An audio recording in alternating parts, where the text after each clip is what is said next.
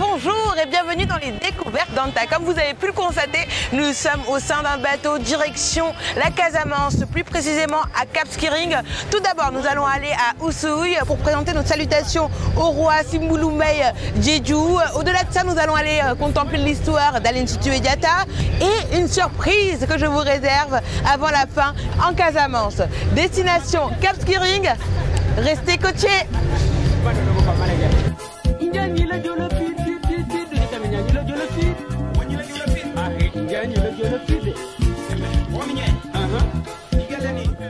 Cap Skirring compte près de 15 000 habitants. Avant de commencer notre aventure, allons présenter nos salutations au roi d'Oussouye et nous profiterons de cette occasion pour lui poser quelques questions.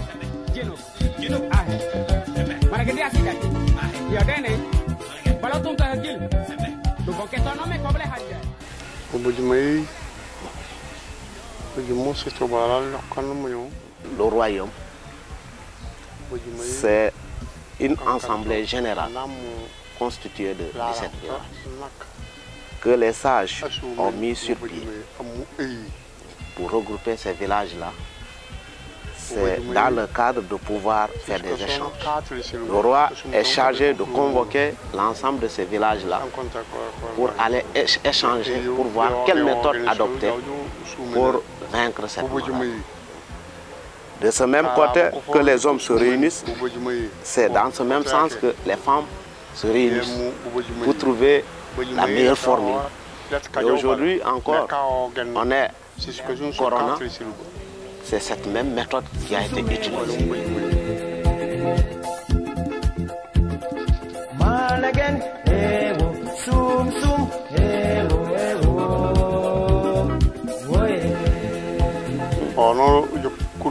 C'est très important que les gens visent la destination Casamance. Il est important de cohabiter avec ces gens-là dans la paix, dans la tranquillité, mais dans la bonté. Le consulat général était là lorsqu'il a pris service. Il est venu rendre visite au roi.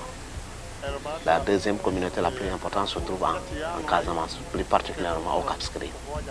L'ambassadeur de la France, après avoir déposé sa lettre de créance auprès du président de la République, a fait la même chose. Il a fait le déplacement pour venir rencontrer le roi. Parce qu'aujourd'hui, c'est lui qui est là, au niveau de la Casamance, pour pouvoir mettre au moins l'œil sur leurs citoyens, sur la question de sécurité, sur les questions de paix.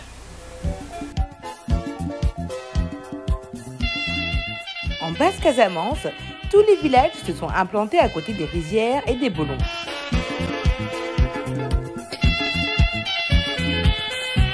Vous voyez tout comme moi que les sillons et les buyons sont en sens opposé. Et je vais vous dire pourquoi. À l'époque où il y avait la guerre interethnique, à la recherche de terres et de rizières, une stratégie a été mise en place pour pouvoir surveiller l'ennemi, mais aussi pour retenir les eaux de pluie dans les sillons afin que le riz puisse atteindre sa maturité.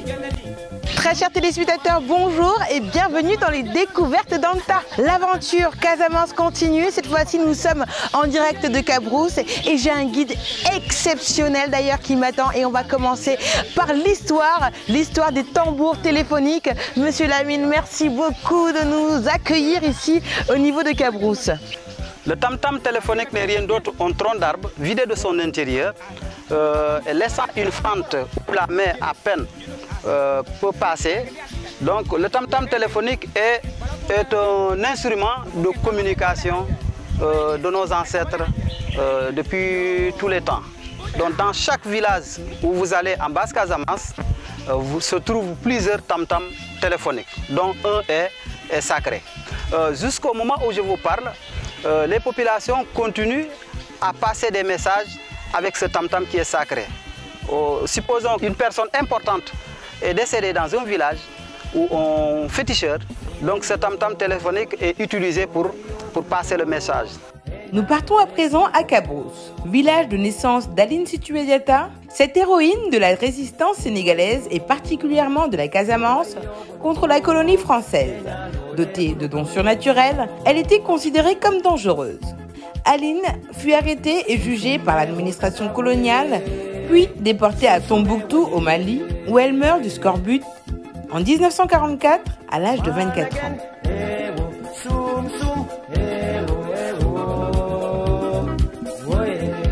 Laissez-toi Aline.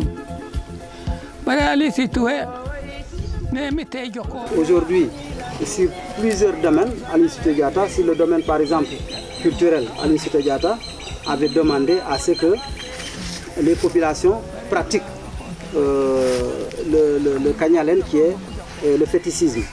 Voilà. Sur le plan politique également, Aline Sitoé Diatta avait demandé les populations de refuser le recrutement obligatoire militaire. Aline Sitoé Diatta aussi a demandé aux populations de Cabrousse aujourd'hui de pratiquer la semaine de 6 au lieu de 7. Voilà. Parce que vous savez qu'ici à Cabrousse, la semaine elle est de 6 au lieu de 7 jours. Donc ils ont leur dimanche spécial.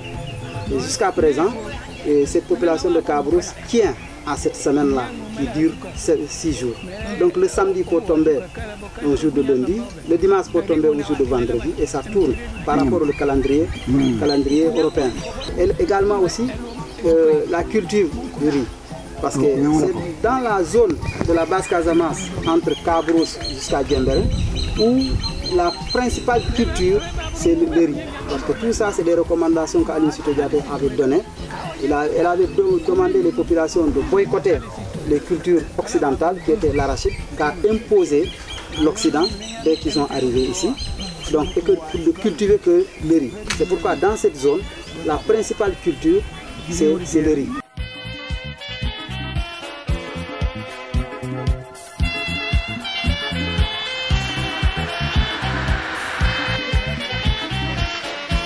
Je vous ai réservé une grande surprise. Il s'agit tout simplement d'une soirée culturelle. Alors, à travers la danse, aujourd'hui, nous allons accueillir un groupe exceptionnel que d'ailleurs, je suis en train d'apercevoir et qui vont faire leur entrée. Il s'agit du groupe Rock Casamance, qui veut dire tout simplement « Travaillons pour la Casamance ». Nous les accueillons. Donc, venez, Arbin.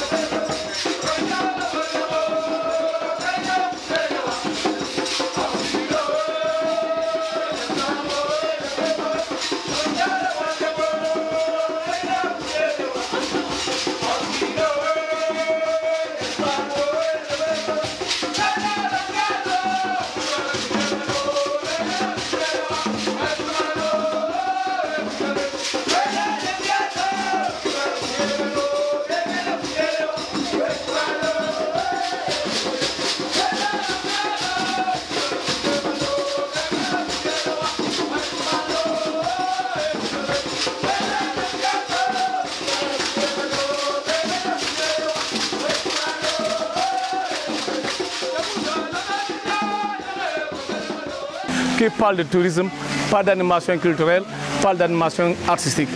C'était l'occasion donc pour les populations de la Casamance de se familiariser avec les grandes affiches musicales de Dakar. L'investisseur, il faut la pâter à travers une stratégie qu'on appelle une stratégie push. Il y a deux stratégies, push et pull. Voilà, donc nous prenons les deux. De Dakar, voilà, de Dakar on les pousse vers là. Et voilà, de l'autre côté, on tire vers nous. Dans tous les cas, il faut quand même intéresser les gens. Donner la visibilité quand même à la destination. Rappelons que la destination Casamance trouve quand même son épicentre à travers la plateforme touristique de Cap Skirring. Venez en Casamance. Venez en Casamance. En Casamance, on vit. Vous avez vu, en Casamance, c'est naturel. Les gens sont ouverts, accueillants. Le paysage, il est quand même merveilleux. On parle des merveilles de la Casamance. La nature vous sourit, elle vous enchante à tout moment. venez en Casamance, c'est facile maintenant. Les infrastructures s'y prêtent, que ce soit par la route, avec la construction du pont donc, de Farfignan-Gambie, la traversée de la Sénégambie, c'est comme boire de l'eau. Il y a aussi un désenclavement aérien avec des dessertes régulières au niveau de l'aéroport international de Cap Skirring. Je rappelle que l'aéroport de Cap Skirring est le deuxième aéroport international du Sénégal à la suite de l'AIBD. C'est vrai que c'est très difficile, mais comme vous savez, il y a quand même l'État aussi qui est en train de donner des coups de pouce par rapport à tout ça. Et on ne baisse pas les bras, il ne faut surtout pas baisser les bras. Et voilà, c'est une des raisons que je relance un peu avec tout ce qui est activité culturelle, etc. Petit à petit. Voilà. Il y a eu beaucoup d'impact, beaucoup d'impact par rapport au Covid. On a eu l'État qui nous a soutenus par rapport au financement aussi. Et voilà. Donc, d'ailleurs, c'est ça qui m'a permis un peu de réflexionner ici, et puis de pouvoir garder tout le personnel. Voilà.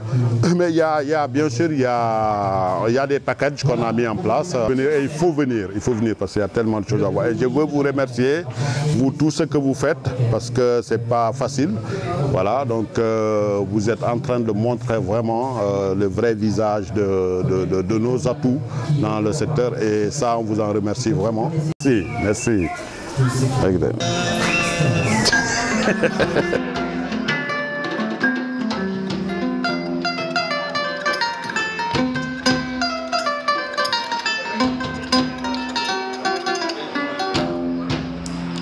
Et aujourd'hui, la Casamance est en train de retrouver sa quiétude, sa stabilité dans le temps, avec cette accalmie. Et qu'aujourd'hui, la Casamance étant une zone très riche à tous les niveaux, sur le plan culturel, sur le plan touristique, sur le plan fleuve, forêt, etc., fruits, etc., la Casamance, c'est le paradis.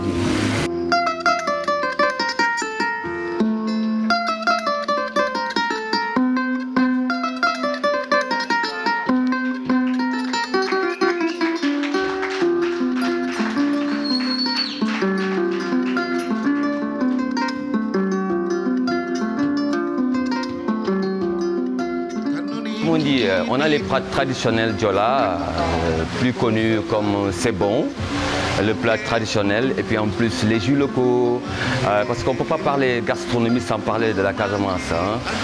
Si on veut se focaliser sur la France, vous parlez des assiettes françaises, donc ça devient autre chose. Hein. Mais peut-être on peut parler sur la base casamançaise.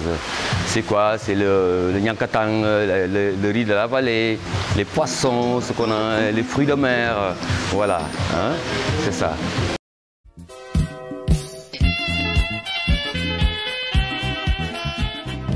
Actuellement, ils ont passé de 35 minutes en autocar, mais la température extérieure... Ah, la Casamance. Quelle expérience! Une terre riche en culture et riche en ressources naturelles. À très vite pour de nouvelles découvertes.